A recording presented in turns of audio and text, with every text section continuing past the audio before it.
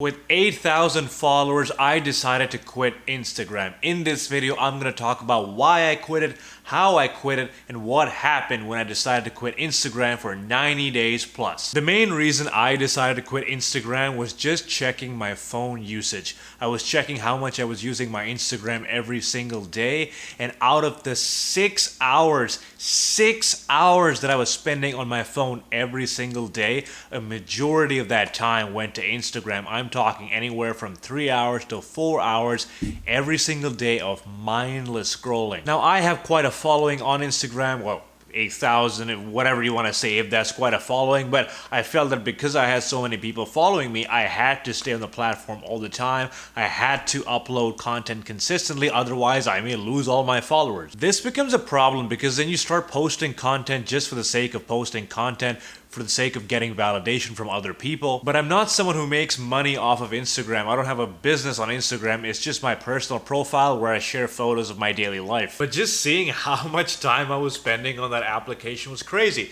And when I think about it, I was like, where's this time going? I didn't even post anything today. I didn't post anything last week. Where's all my time going? All my time was going scrolling through Instagram like 200 times a day, subconsciously, without even thinking about it. It had become such a habit to me just to pick up my phone the moment I'm bored. Literally 5 seconds of boredom, I just pick my phone up, scroll through Instagram, and just do that 200 times a day. I felt like my brain was always buzzing. I cared too much about other people, always going through their pictures. Oh, this person's on vacation. He's having a great time. He's got a new car. He's got a new family. What am I doing with my life? Why is my life not great? You get into this weird rat race of wanting to up the other person. If their life is interesting, you have to post something to make sure you feel like you're doing good enough in life. You want to make sure other people think you're cool as well, so you try to upload as much cool content as you can. Fact of the matter is, most people aren't as interesting as they look on social media, but because you're consuming so much of it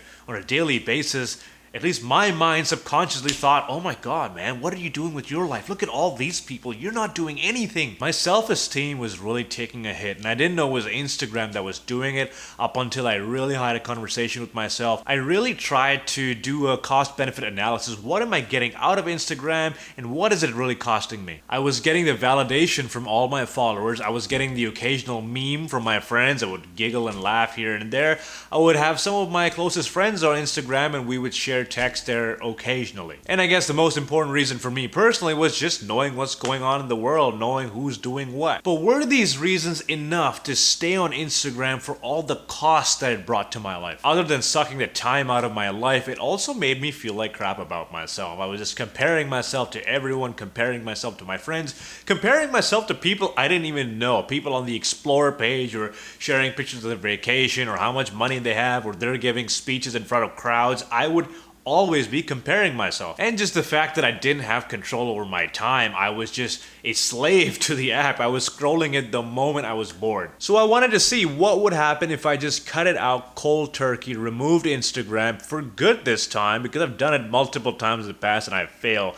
This time I was really going to commit to quitting it, and I wanted to see what happens. December 25th, 2019, I decided to uninstall Instagram. I made one last post on there, and that was it. No more Instagram at all. The first few days were really hard because you're in such a habit of constantly taking your phone out and looking for the app, but when it's not there, you're just like, what am I supposed to do now? Other than that, I noticed that my mind was looking for other things to do. So I would spend more time on Facebook. I would spend more time on YouTube because now I'm not getting that gratification, that dopamine rush that I would get from Instagram. So I was looking for other sources. And then for the next few days, as I suspected, my usage for Facebook started going up, my usage on YouTube started going up, and that became another problem in itself. So it wasn't just Instagram that was a problem, it was just general social media that was the problem, because I was getting all of my dopamine from these places. So I had to cut out Facebook as well. I had to restrict the amount of YouTube videos I was watching. So I uninstalled all of these apps from my phone, and my phone was just nothing but a little dud. Now the next few days after doing this, it was really hard because I spent so much of my day on these apps, on Facebook, on Instagram, on YouTube. That's what I did all the time. So when you take a major part of my life away from me, I don't know what I'm supposed to be doing. I wish I had a plan to replace all that time. I wish I knew, okay, I'm gonna have 4 hours of extra time or 5 hours of extra time, what am I going to do with it? But because I didn't initially do that, I was stuck in limbo for a bit. I was just walking around and dare I say I was even depressed, which is scary in and of itself that you're depressed because you don't have social media. It's really strange. Also shows how reliant I was on social media. I checked back to see what my phone usage looked like after about a week, and my phone usage had actually gone down from 6 hours to about an average of 20 to 30 minutes a day. There's nothing on my phone. I had nothing to do, which is great because I wasn't on my phone when I was outside, when I'm meeting my friends, when I'm watching a movie. My attention isn't diverted. I'm focusing more on one thing at a time. And when you're out with your friends and you see other people on their phones while you're trying to have a conversation, it actually gets really annoying because you're trying to have a conversation, you don't have a phone, you can't really do anything, and you can tell that they're invested in whatever's happening on their phone, and you're trying to compete with that. You're trying to be more interesting so they don't have to go in their phone. Because I was doing that to other people as well. By about the second week, I think my need for Instagram and Facebook was just completely gone. It's like out of sight, out of mind. You don't have it in front of you. You don't have a daily reminder to check the application. There's no icon on your phone. You're not as inclined to use it. The only time I would think of Instagram is when my friends would reach out and say, hey, why aren't you replying to my post? Or I uploaded a new picture. Why haven't you liked that picture yet? That was literally the only time I was thinking of Instagram. Now, my biggest concern was fear of missing out. Most of my friends were on Instagram, and I would stay up to date with what they're doing on Instagram, right? I would see their pictures, I would see their videos, and that's how I know what they're doing. But because I wasn't on Instagram, I didn't know who was doing what. I thought this was going to be something that I would really miss, but I think this is the best thing I got out of the whole experience. I didn't need to know what everyone was doing all the time. I got to live my life instead of keeping tabs on everyone else's life. It was really interesting because I met a coworker who just came back from Hawaii, and I asked her, hey, how was your trip? And her answer was, what do you mean, how was my trip? Didn't you see all the pictures I uploaded on Instagram?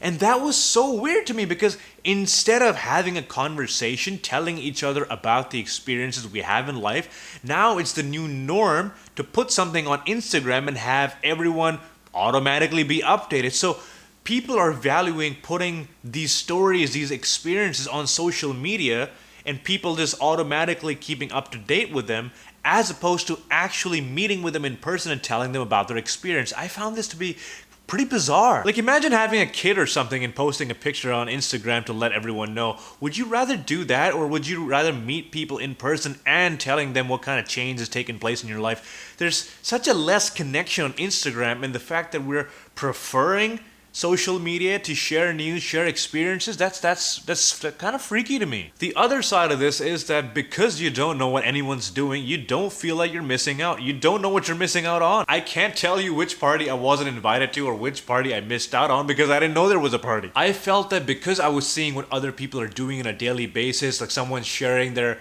story being in the Bahamas or being on a beach or something, I would always self-reflect and feel like, oh man, what am I doing with my life? But because I don't know what anyone else is doing, there's no benchmark, there's nothing to compare myself to.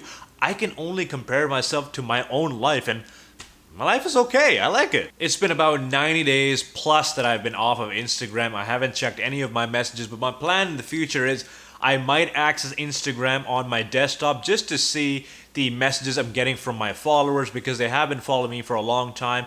And while I'm there, I'm only going to check my inbox, not the feed, because I think the feed is the most addictive part. Once you scroll, it's like you just keep going and you don't know until it's too late. I genuinely feel like the level of anxiety and stress in my life is so significantly low. Like, all of the problems I have in my life are just my day-to-day problems. Like, I don't have milk in the fridge, or my iPad battery is running low. Those are my problems. I don't have to worry about what someone else is doing, what someone thinks about a certain product, or what someone thinks about a certain opinion. I don't have to think about those things anymore because I'm just living my own life. That's it. You can see today as well, this is what my phone usage looked like. I have used it for about 18 minutes today. That's because there's nothing on my phone. If you go there, that's it. There are no apps. Spotify is pretty much the only thing I actually use on there. So in conclusion, what am I getting out of Instagram? What am I getting out of social media? I'm getting memes. I'm getting some friends that I was in contact with. And you know, the funny thing is, when I went off of Instagram, I didn't really talk to those friends again because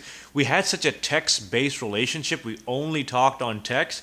And when I told them, you know what, why don't we video chat? All of a sudden it becomes a commitment for them. So it kind of goes to show that people, they prefer convenience over actual communication. The amount of friends that would actually video chat with you or reach out to you as opposed to text is very, very little, and that's the truth of it. I was missing out on what other people are doing, but quite frankly, I don't care. I've got my own life to run. What I got out of quitting Instagram is a whole new appreciation of the time I had, more free space to think about things, less anxiety, significantly less anxiety, and I just feel a lot better about myself, and I don't have to constantly compare myself to a different standard. This was just my experience quitting Instagram for 90 days. If you have tried it before, let me know in the comments how it went, or if you've tried some strategies that have worked really well for you, share them down below in the comments, and we'll have a discussion on it. This is Yasser from the Improvement Journal. I will see you in the next one. Take care.